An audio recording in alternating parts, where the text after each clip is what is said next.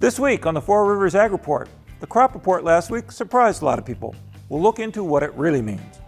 Also, we'll teach you how to tweet. And who knew the three-legged stool could be replaced with a 12-string guitar? That and much more on the Four Rivers Ag Report.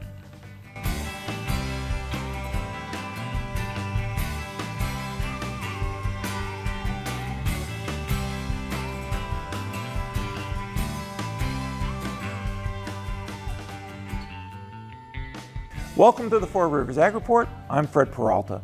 Well, the snow is gone, the sun is out, but where are all the farmers? Last year this time you couldn't swing a dead skunk and not hit a farmer in his tractor. Of course, I don't know why you'd want to do that, but Mother Nature has once again proven to us all who's in charge.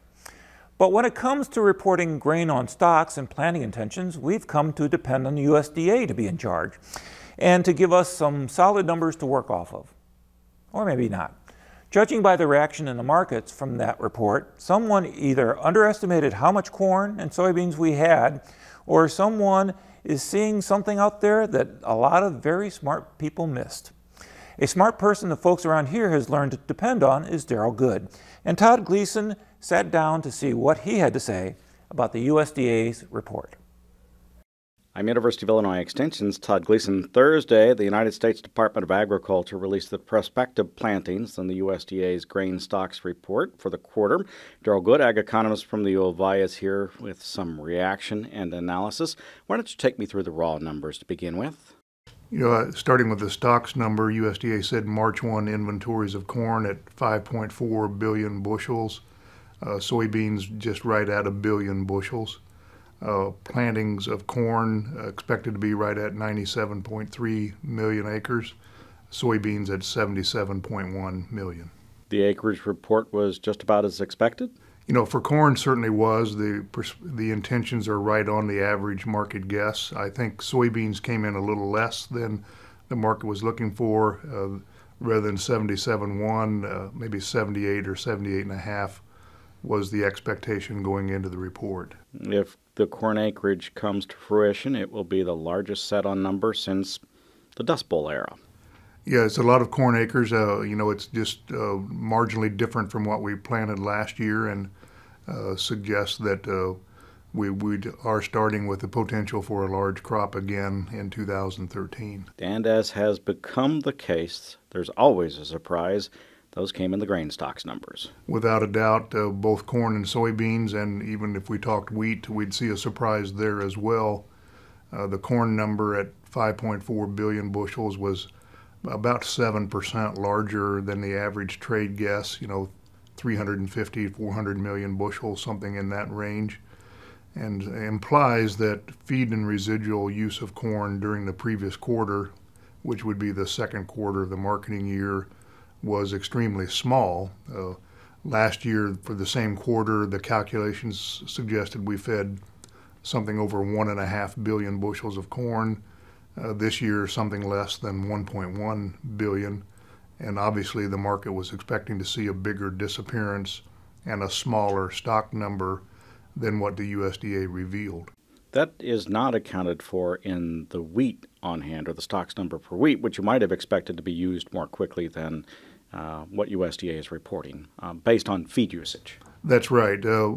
Wheat, we hear a lot of anecdotal reports that, particularly in cattle country, that there has been ongoing large wheat feeding. And we did see that big number in the first quarter of the wheat marketing year last summer, but since then, it really has not been revealed in the stocks number. And my quick calculations for the March inventory of wheat suggested that we had a small negative number in the feed and residual category during the quarter. So that report does not confirm a large wheat feeding, even though anecdotally we thought we saw it happening. The soybean number was off pace given what you thought the exports were? Well, basically, the question on the stocks report always centers around this feed and residual and seed category. It's a small category of use, but highly variable from quarter to quarter and year to year. And most people had just kind of plugged in an average rate of disappearance in that quarter. And what the stocks number implies, again, is a negative residual disappearance of soybeans during the quarter. So rather than a small positive number, the small negative number really swung the stocks number by 50, 60 million bushels, which in kind of a tight supply situation is a pretty big deal. All in all, it should make the June 1 grain stocks report really interesting to watch. It really is. It's a little bit reminiscent of 2009, 2010. The March 2010 corn stocks number was surprisingly large and implied very low feed residual use of corn during the quarter. And then we came back in June and just reversed that. So not suggesting that's going to happen this year, but it does feel like we've been here before a little bit. Darrell, thanks so much. My pleasure, Todd. Darrell Good, ag economist from the University of Illinois. I'm U of I Extension's Todd Gleason. But as a Cub fan will tell you, last year's is for losers. What about this year? Well, like you guys, I'm getting tired of sitting around waiting for planting to begin. I'd like to see some action. So I blew the dust off my phone list and gave a call to the smartest man in Edgar County, or at least he thinks so, Cam Browne, to find out what his schedule looks like. Well, Cam, last time you were one of the last guys out in the field. I don't think there's too many people ahead of you now, right? Hi, Fred.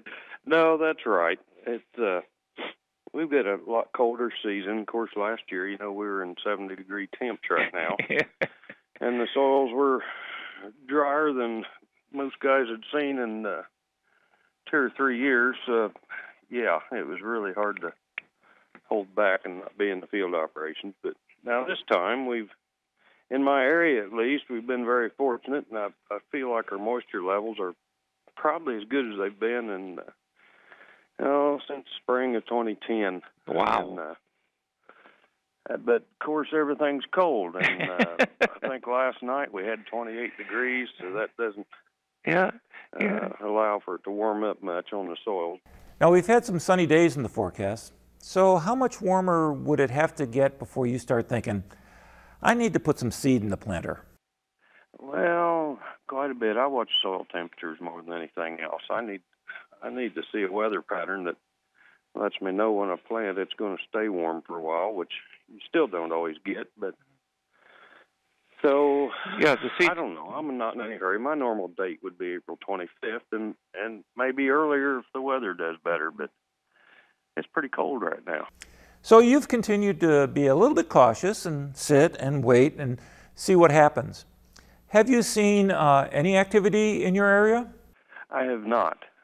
The most activity I've seen, farmers getting equipment out of the sheds finally, because the late snow we had there almost 8 days ago, it's hard to believe today, it had the gravel driveways so soft and muddy you didn't even want to drive across them. So guys have got things to do for a while. No need to get those pretty clean tractors and planters all dirty now, right? Nope, not yet. Well, Cam Browne, thank you so much, and we'll be talking to you again in about a month. Okay, Fred. We'll be looking forward to it. Thank you.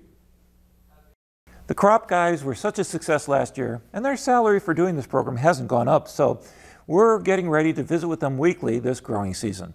Starting next week, we'll visit with 2 of them each week and find out how things are going on all around our area. And this year, there will be a brand new wrinkle, so you got to tune in next week to find out.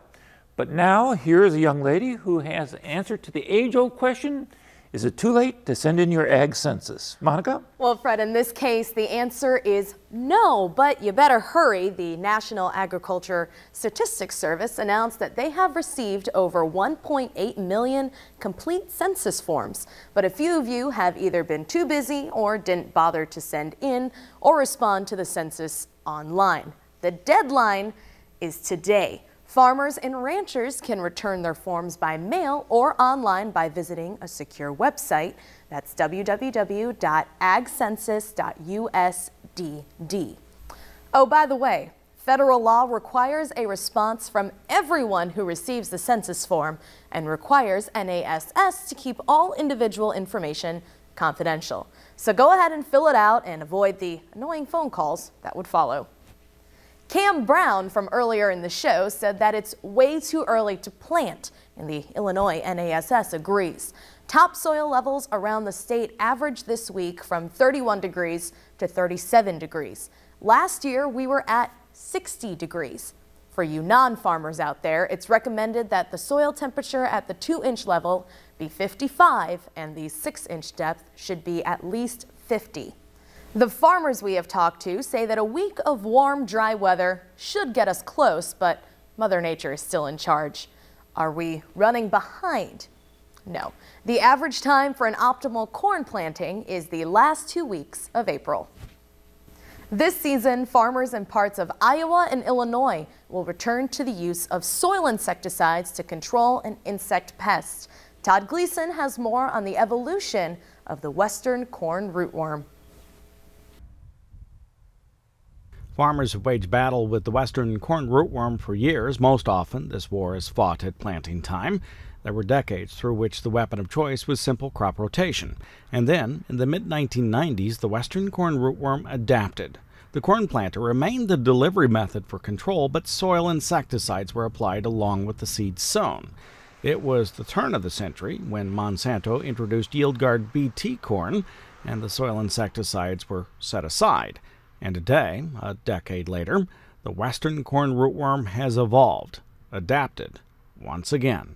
We know that the evolution of resistance to the Cry3BB1 protein has occurred and was confirmed by Aaron Gassman, a professor at Iowa State University, going back to 2011. And Aaron noted that where evolution of resistance occurred, there were several patterns that were fit. Number one, continuous corn in many cases for several years, so non-rotation of crops, as well as non-rotation of that particular trait. The Yield Guard BT adapted western corn rootworm occurs in eastern Iowa and western and northwestern Illinois. This winter, farmers attending the University of Illinois Extension Corn and Soybean Classics were surveyed about their intentions to use BT corn and soil insecticides to control the western corn rootworm. Results were pretty straightforward. Just about on average across all of the locations, not quite 50%, but pretty close to 50% of producers indicated that they intend to use a planting time soil insecticide along with their rootworm BT hybrid this spring. And so that's a pretty sharp increase. And, I think reasons for that primarily include, the current high commodity prices, along with the fact that they have some concern that, BT resistance may be occurring or is just around the corner in their particular area of the state. 4 of the 6 Illinois survey sites were in areas not yet affected by BT-resistant western corn rootworms. The Illinois entomologist is concerned about the addition of soil insecticides back into the arsenal. He makes note the primary reason for the widespread adoption of the BT technology was to move away from insecticides. For University of Illinois Extension, I'm Todd Gleason. Hopefully this isn't an April Fool's joke, but it does seem that the weather is starting to shape up. So hopefully by next week we can start reporting on pollen counts and other spring things. I don't know why we need these fancy pollen counts. All we have to do is check out the tears in my eyes. That's pretty accurate. Well, thank you, Monica. You're welcome. We're all pretty familiar with modern agriculture, but how much do you know about the guys who figured all this out in the first place? Cameron Craig looks way back at the birth of agriculture in this week's Under the Four Rivers Skies. The development of agriculture did not happen overnight. In fact, it took several thousands of years for humans to shift from hunting and gathering food to establishing farmland to plant crops. In the hunter and gathering tradition, which was about 18,000 to 10,000 years ago, the population was simply limited because each day a person had to forage food from the forest. We have evidence today from 13,500 years back in Syria. What is Syria today? There were civilizations which were hunter-gatherers, and then they were the first agricultural society, so to speak, because they had an abundance of oaks and pistachios and such. And they had a good population base that was supported by what was available.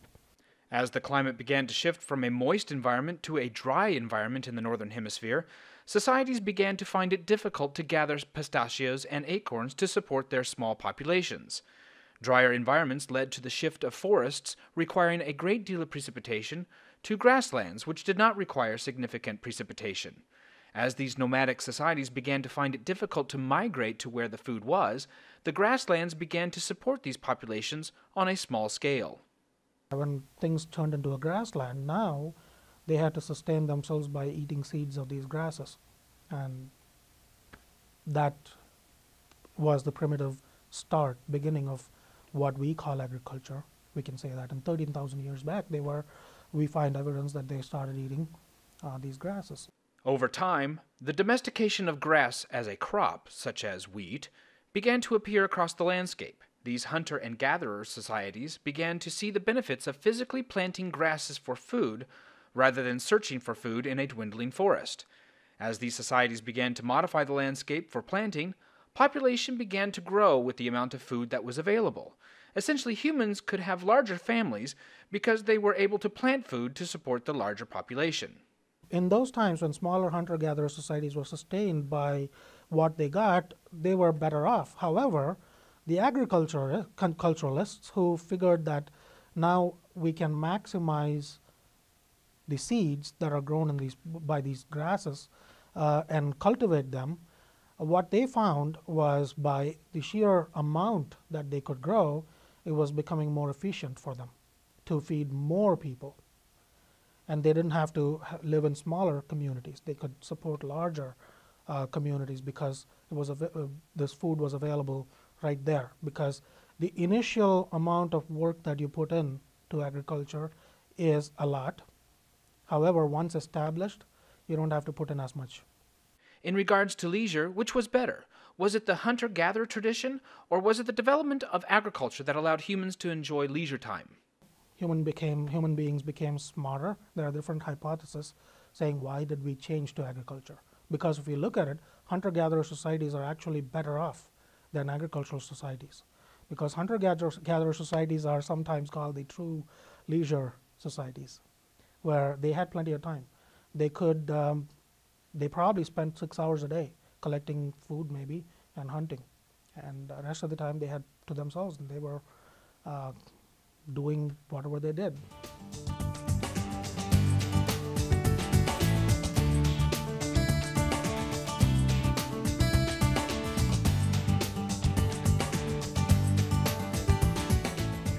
Does your Uncle Herb need some herbs? You're in luck because Jessica Killow is here with this week's Inside Extension. Hi, I'm Jessica Killow with your Inside Extension. The Coles County 4-H Barbecue is right around the corner.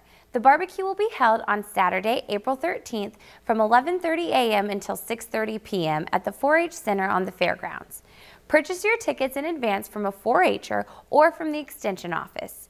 Your meal will include 2 pork chops, baked potato, applesauce, carrot sticks, bread and butter, brownie, ice cream, and a beverage. You can dine in or carry out, and we even have a convenient drive-thru. Come by to support your local 4-H clubs and enjoy a great meal. National Volunteer Week is April 21st through the 27th. Our unit will be honoring all our volunteers during this week. Log on to our website and Facebook pages during this week to see how we pay tribute to all our wonderful volunteers. The Coles County Master Gardeners will have a booth at this year's Herb Fest. The event will be held in Mattoon on Saturday, April 27th from 9 a.m. until 5 p.m. The event will take place in the block around the picket fence on Broadway Avenue on 9th Street. The Master Gardeners will be on the east side of the boulevard, selling plants that they have either dug from their garden or started from seed or cutting. Don't miss getting a jump start on your herb garden. Since we are now on Twitter, I'd like to take a minute to talk to you about how to log on, find us, and use Twitter to your best advantage. That's an excellent idea. Jessica, do you mind if I join you here? No, not at all. Okay, well, since the Four Rivers Ag Report has a Twitter account, and now the Extension Office has a Twitter account, maybe it's time to actually talk to our viewers about how to use Twitter and what Twitter is. Yes. Okay, so what is Twitter? Twitter is basically just an online forum where people can go to share different ideas back and forth and communicate with one another. So is it like Facebook?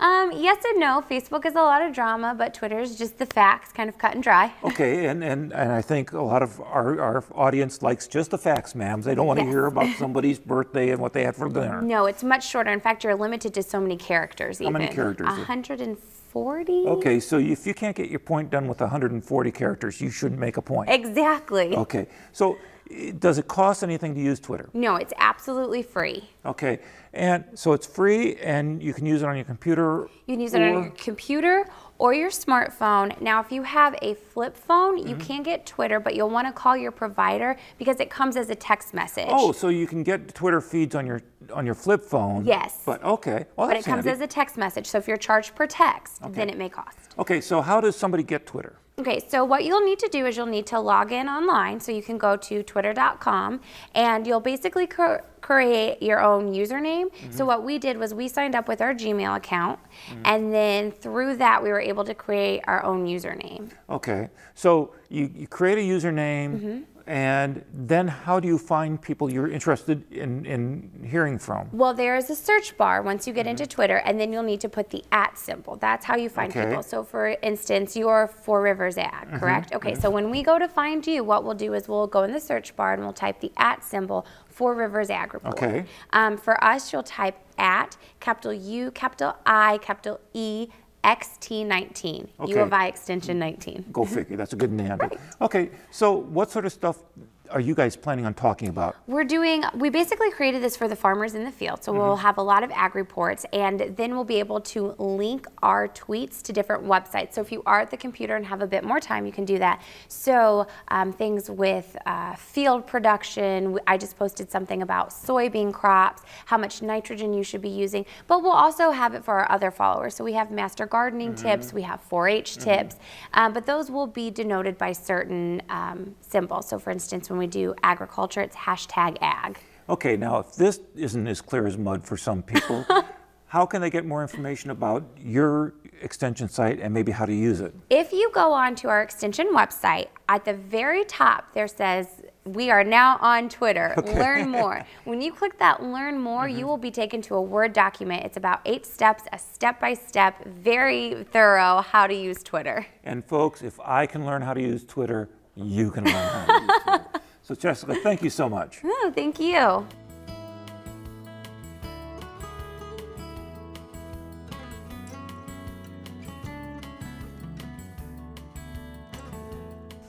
Well, first it was the dancing cows. Then it was the Peterson brothers with their Farming and They Grow It video. What is it about spending long periods of time by yourself, fighting against the elements and sometimes some very stubborn animals, that lends itself to some pretty interesting musical performances? Well, ladies and gentlemen, we will close out the program tonight with the latest music video designed for the agricultural community, the Midwest Dairy Council's Feed a Nation. So work hard, be safe, enjoy the beautiful sunsets, maybe a glass of milk. I'm Fred Peralta, and thanks for watching the Four Rivers Ag Report. Enjoy the video.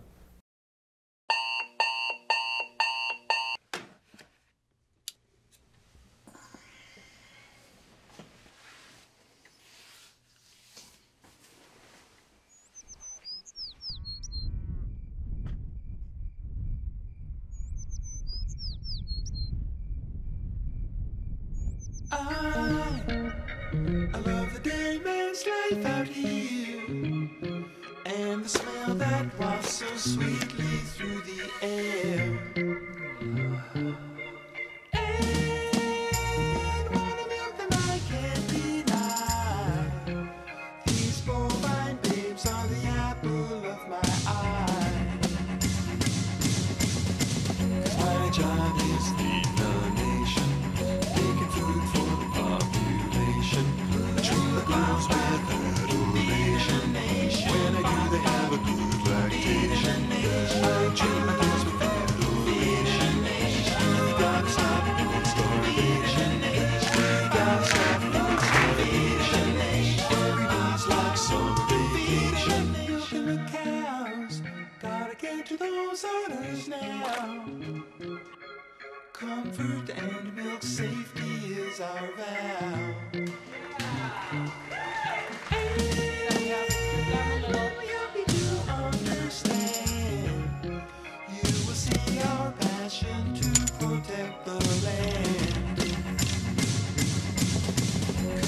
job is feed the nation, provide milk for our civilization. Ain't looking for a standing ovation. My hip might blow from this gyration. Ain't looking for a standing ovation. My hip could blow from this gyration. We're Daddy's next generation. We're working hard to feed the nation.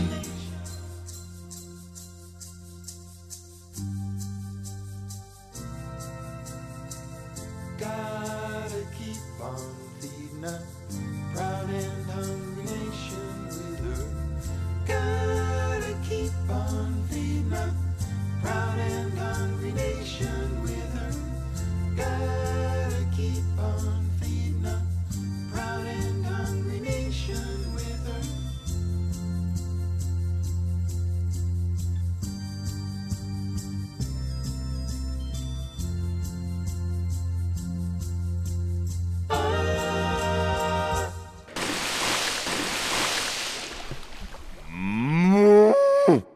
We're proud of our reputation. That makes sense as our web location.